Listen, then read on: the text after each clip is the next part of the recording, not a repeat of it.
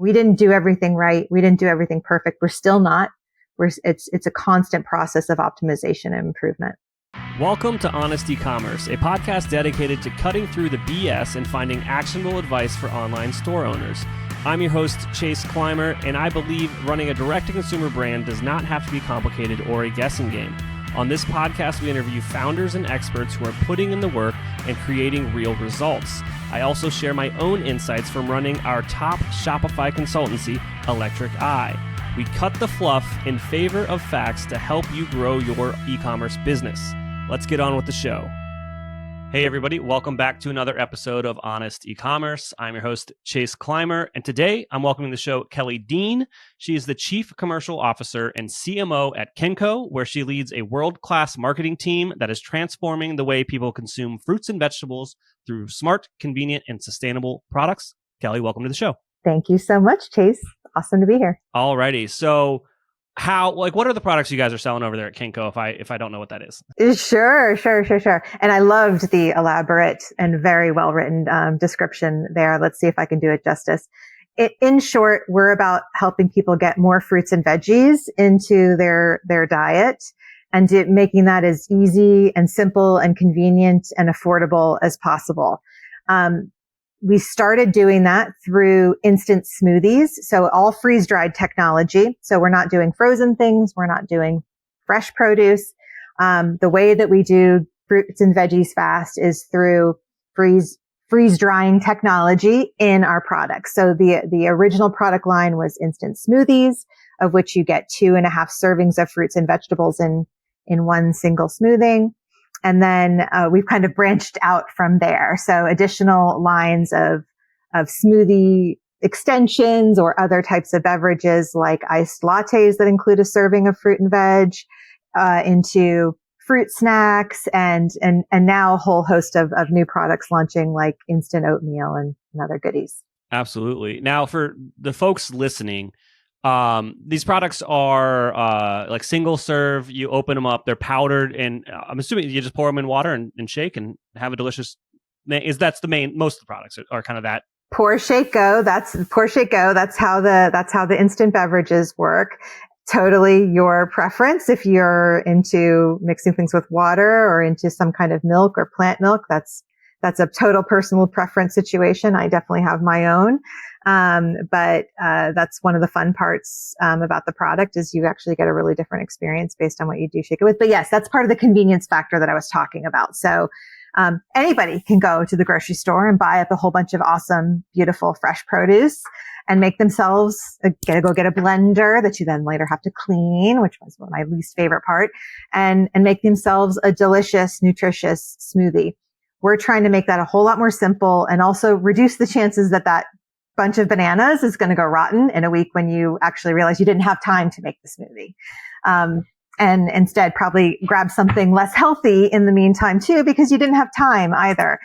So convenience, is a big, big part. And you mentioned like the single serving, sachets that has always been a key part of, I think, how we're a little bit different than others, not giant tubs either in terms of things. We want things to be portable. We want people to feel like they can just throw it in their gym bag or whatever they want and get the nutrition they need on the go. Absolutely. I mean, this is a perfect segue into like, I know the founder's story, but I need you to tell it and share it for the listeners so they can understand what this, is trying to solve globally. Yeah, absolutely. So it definitely started as a super, personal, a guy problem solving for himself. So Tomas Froze, who's our CEO and founder, he's actually lives in Portugal, but always been a big entrepreneur too. So we'll get to that. But he super healthy guy, super active guy, young guy, but like a lot of people, started having gastrointestinal issues. Went to his doctor and was told, here's some prescription, stomach medication. You're going to be on it for the rest of your life. Here you go. Right. And that was not a solution that he wanted to hear. He wanted to explore some other ways that maybe he could solve this acute gastritis, which is what he was dealing with. Did some research. He was, really familiar with, the China study, which is kind of like the ultimate study on nutrition. And basically from there, that's what prompted him to go explore a plant-based diet. I'm going to side note here. I'm not a vegetarian, and Kencko is not just for vegetarians. But his story began with trying to introduce more fruits and vegetables into his diet, more plant-based products into his diet to improve his acute gastritis. And it did. It went away, completely gone. No more medication needed. No magic pill, no magic supplement. We're just food, right? Eating better food. So this is probably not super shocking to most people that, like, you know, when you take the time to really put the energy into thinking about what you eat. But that's the problem though, right? So I think when he started looking like, okay, this is a really good solution for me. Why doesn't everybody do this? Well, because it's not convenient. It's expensive. People are busy. You know, there's a whole lot of reasons why it's actually really hard. We talk about this a lot at Kencko. It's really hard to be healthy. And it's really annoying when companies try to shame you into thinking that you're not doing everything you should be doing to be healthy. It's hard to be healthy. We're busy. Things are expensive. A lot of healthy foods are really, really pricey and take a lot of prep, a lot of work. You know, the packaged food industry has done a great job of making sure that a lot of what's in our grocery stores is cheap, and easy for you to make, not necessarily focused on your health. So that's the problem he started to look to solve. You know, 9 out of 10 Americans not getting their 5 servings of fruits and vegetables a day. I can see what this has done for my life. How can I translate this idea of doing instant, you know, using freeze-dried technology, which retains all of the nutrition, retains all of the great things you need in fruits and veggies without them going, you know, spoiling. How can I bring this to the rest of the world? They don't have to be dealing with acute gastritis, but everybody needs more fruits and veg. So how can I take this and translate that? And that's where Kencko was born. And then I think because he was such a entrepreneurial mindset, he really knew the US was probably the place to start, and try to build a business. And so we're really a US focused company that is based in Portugal. That's amazing. Now, what year did like the MVP launch here in the States? Okay. So, probably about 5 years ago or so. And I'm going to skip over probably the initial R&D parts where he was, you know, kind of kickstarting and bringing on groups of people to R&D and test various products. So let's say about 5 years ago or so, which coupled nicely with a pandemic and people looking for, you know, more D2C types or, you know, direct to consumer types of solutions and more healthy solutions and things like that. So it was about that time. And yeah, the company was purely D2C and really focused with these instant smoothies that I mentioned. Absolutely. I know what problem this solves, because making like juicing and being healthy ruins my kitchen whenever I actually sit down to do it. I think it's an exciting product. Now, let's fast forward a little bit to when you actually joined the team. So that was a little bit later. I guess I maybe didn't clarify that too well to the audience. So you joined the team, I believe it was 2020? A little bit later than that, actually. It was just a couple of years ago, just about 2.5 years ago or so. And right at I'd say kind of like the height of the company's D2C efforts, but also the height of all the challenges that pure D2C companies were starting to face when, you know, their whole business was built off the back of performance marketing and meta, right? Mm-hmm. And so right around that time is when I came on board and met Tomasz and decided to dive into this venture. Can you, as openly as you can, explain in a little bit more detail what the pitfalls of performance marketing as your main growth driver would be for a startup? I mean, well, first, it's incredibly expensive. There was a time when it was not, right? There was a time when it was really efficient. It was really... Let's just stop there. Okay. That time does not exist anymore. It's gone. It's over. Back to you, Kelly. Okay, got it. So we're here now in 2024. The pitfalls is that are extremely dependent on another service, another company to succeed, because platform. What are we talking? I'm talking about Meta. Meta is who it is.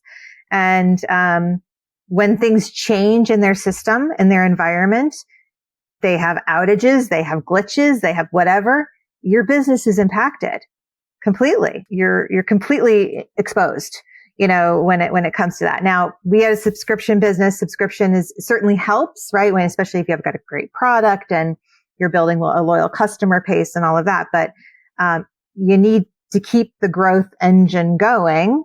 And when you're 100% indexed or overly indexed in one platform as the source of your acquisition, it's a big risk. Absolutely. I know that by interviewing founders on this show, and I've probably done 200 plus unique interviews with founders, it's getting more common that they find another channel first before they do explore performance marketing, because just of how cost prohibited that channel is to really break and scale. Completely. I mean, I don't think we're there yet, but I really like where TikTok is going, where content is going, where, I don't know, I hate the word influencer marketing, but where, let's call it community-based, engagement. Everybody thinks they're an influencer these days, which is awesome in a way. I love that. We love sending out product for people to be influencers. But I mean, I like anything that's going to eventually mature and help broaden the advertising space a bit away from Meta, not just for ourselves, but for everybody. But yeah, I mean, of course, it's extremely expensive, right? And I think some brands get really, really lucky, right? And an influencer picks up on them right away, and that's how they get born out of virality, and awesome. Some people have celebrity investors that get involved, and that becomes their kickoff point. Some people are super grassroots driven, right? And start through craft fairs. I was listening to some of your past podcasts. It was really, really. Oh, that's like a guaranteed way to do it. If you just put in the work and just keep showing up where your customers are. Yeah. And you have great product, right? Absolutely. So in a way, I think we're lucky. We're lucky that we got our start, in D2C before the platform got insanely challenging and insanely expensive. Learned a lot about our products, learned a lot about what people want. And then we're able to then parlay that into an omni-channel approach. Awesome. It could be really hard to be starting off and trying to just grow off Meta now. Hey, Shopify store owners. Have you ever wondered if your store is leaving money on the table? Imagine increasing sales without spending more money on ads. Sounds too good to be true. Well, it's not. I'd like to introduce you to Store Tester. Store Tester is a done-for-you conversion rate optimization service for Shopify merchants. Could your store benefit from increased conversion rates, higher average order values, and improved revenue per visitor? Store Tester could be the perfect partner for you. From ideation to implementation, this full-service A/B testing service takes all of the guesswork out of improving Shopify stores. Store Tester does all the work for you while offering month-to-month transparent fixed pricing. It gets even better. They believe in their service so much, they're offering the first test for free for qualified merchants. Let me repeat, the first test is free for qualified merchants. Curious to see if you qualify for a free test? Reach out today. Visit storetester.com to schedule an intro call. That's www.storetester.com. Schedule an intro call today to see if you qualify for a free test. Hey everybody, today's podcast is brought to you by Intelligems, the ultimate profit optimization tool for Shopify merchants. I'm telling you this, obviously you know I own an agency. We use Intelligems when we're running split testing and CRO stuff for all of our clients. Are you looking to maximize your profits? Intelligems offers data-driven solutions to optimize your content, prices, discounts, and shipping rates. Join over 500 happy clients who have seen significant improvements. With IntelliGyms, you gain control over your e-commerce economics, boosting your profit per visitor by an astonishing 36%. But that's not all. IntelliGyms users report a 54.62 increase in revenue per visitor and a remarkable rise in conversion rates. How does IntelliGyms do it? Through a suite of tools that allows you to A/B test everything on your Shopify store, from landing pages to product prices and shipping rates. Imagine testing new layouts, offers, even a new Shopify theme with ease. We're testing a new landing page for our client on a new theme versus an old landing page on their old theme right now. IntelliGyms empowers you to find the perfect price point for your products and optimize your shipping strategy. But there's more. Boost your average order value with customized campaign offers and discover if your customers prefer free shipping or a lower list price. With over $100 million in incremental profit generated, they have over 1.5 billion transactions ran through their software. They have over 400 million shoppers that have gone through their test. IntelliGyms is not a tool, it's a game changer for your business. Are you ready to transform your Shopify store's profitability? Book a demo today at intelligyms.io. Empower your brand to reach new heights. Again, that's IntelliGyms, giving superpowers to your customer acquisition, retention, and overall profitability. It's very difficult. That's just the simple word. And then here's like a word of advice to anyone out there where Meta is their go-to-market strategy. Unless you yourself are a paid marketing genius, whoever is flirting with you to win that business, they better show you a case study where they have broken a brand before. And I'm saying taking them from 0 to 1 million or plus through paid ads. If they can't show you that case study, do not work with them. And if they don't also tell you what it's going to cost you to do that, because let's be honest now, and actually this is very timely because I've been talking about this today. We're always thinking, even though we're in retail now, we're always thinking about how to bolster and grow our D2C business. And yes, you need to be a performance marketing genius. You also need to be a creative, just machine, right? You've got to have those tools in place to be generating not 5 or 10 or a few dozen iterations of creative a month, but 100, if you really want to give it a shot, right? And so I think you need to be realistic about what that's going to cost. And if you don't, just like you said, if a partner is coming to you and can't show you how they're going to do it through their performance skills and also through creative, then they're probably selling you snake oil. Yeah. And I don't want to flirt around the numbers here. It's expensive. And I would say for a net new product, it really depends on your category and how viral you can go and influencers. It depends is always the answer. But I wouldn't be shocked if someone told you it's going to cost you $500,000 to make $1 million. Oh, for sure. Absolutely. That's a given for sure. And for most brands, right? There's a few of a lucky few out there, but for most of them, it's a build, right? It's a process. It's a build. It takes time.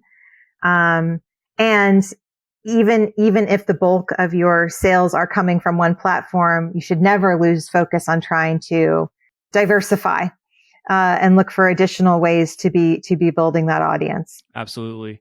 We went off on a very fun tangent there about Meta being scary. But let's go back. All right. So you were hired at Kencko.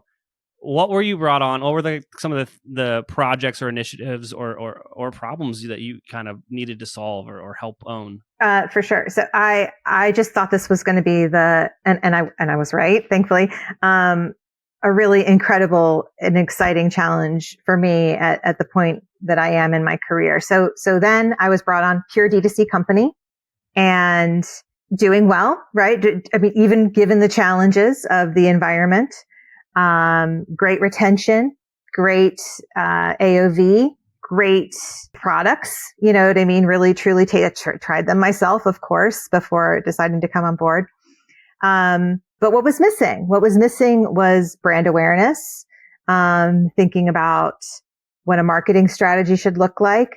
And then for me, which I was not hired to do, by the way, but made a point of saying, this is what I want to do in my interview if we decide to work together, is I want to be thinking about what's next, right? So like, yes, this D2C world, but omni-channel and what's next? How soon can we start dreaming and thinking and planning about how we're going to enter into retail, whatever that means, whatever that looks like. And, so yes to all of those things, but I really wanted to I saw this as an opportunity and kind of a white space and wanted to immediately start talking about, how we manage the business strategy. And that's a really exciting opportunity. And Tomasz and I really just hit it off and got along really, really well. And I knew I was going to adore working with him. And that is, I can't begin to state how important that is. If you're going to take on a role in a challenge like that and try to see it through. Absolutely. Now I'm going to spoil something. You guys got some great retail placements. Can you talk about kind of, getting into these amazing stores, what that challenge was like, how having a successful D2C brand helped you acquire some of that space? 100%. Yeah. Let me start by saying it didn't happen at all the way that I thought it would or the way that we had planned it to. So how about that for my brilliant strategy skills? But I think that's also just the way things happen, right? I mean, it's in this world of you make a plan, you start working towards that plan, and then things happen. Meetings happen, conversations start to happen. Tomasz and I have always been really big believers in like, take the call, take the meeting. It may seem ridiculous. It may seem like a waste of time. It may seem like some rando connection that is meaningless. Take the call, do the meeting, make the connection. That made all the difference. So, we schemed and dreamed of doing what a lot of companies would do in our place that are kind of organic based and natural based. We would start off in natural foods, maybe then make our way over to conventional grocery, slowly over time, and then maybe make our way into mass and convenience and all that good stuff. That is not at all how it happened. So we started to go down that road. We started to think down that road and strategize down that road. And then what happened was we took some calls, and in the midst of taking some calls from people in interesting parts of the world, we had kind of piqued the interest of a very, very, very good, talented, emerging brand broker that solely worked on Walmart, and had some meetings that probably could have turned into nothing at all, and had some conversations about like, could this work? Should we even pitch Walmart? Why not? Right? Like, just go for it. And, because like you mentioned, because of our track record, because of our story that we could tell about our success, our customer longevity, our AOV,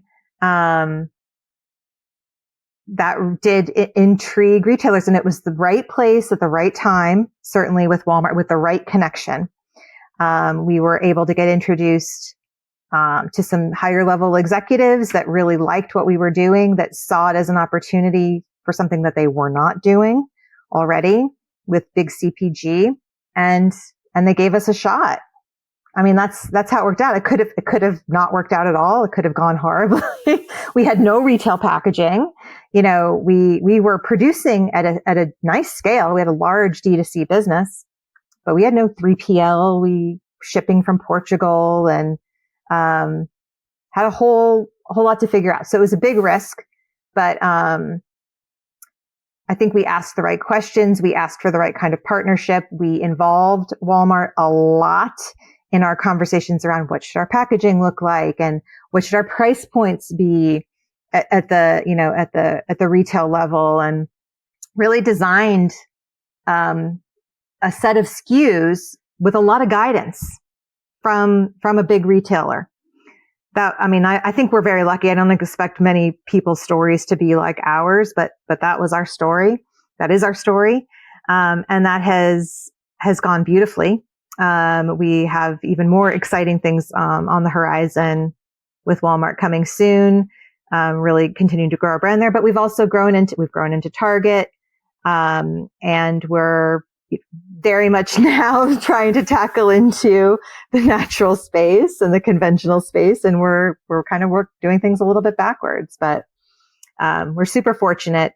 And I have to say, Walmart's been an amazing partner for us, and has really helped coach us along the way. But having a really good partner, a really, really good, I don't even hesitate to use the word broker because it's kind of a dirty word in some cases, but we work off of relationships, and we have a relationship with someone who helped get us in the door and who helped make our business successful. And that's super important.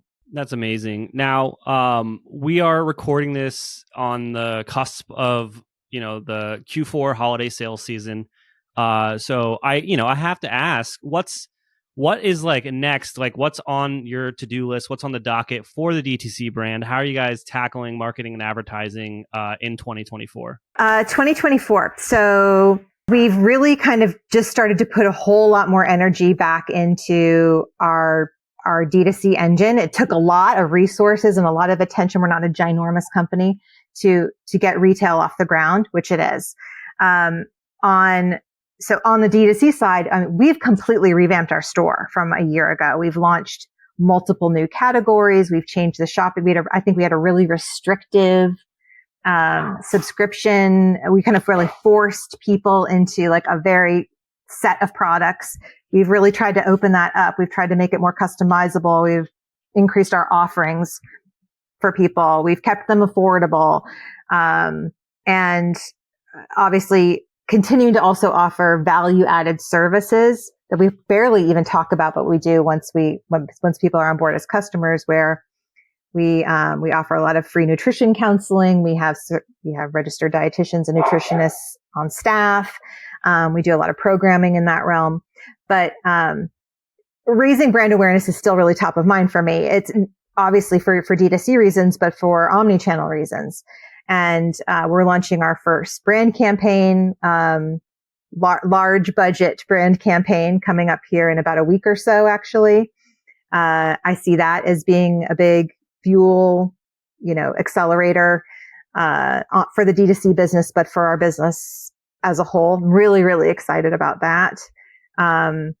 We talk a lot about rally cries and, wanting to, what's that message that we repeat over and over? And what is that thing that people really latch onto? And I think that's what we're really, for the first time, trying to really make happen, for the brand. It won't be enough. It's a start. It's a start. That's amazing, Kelly.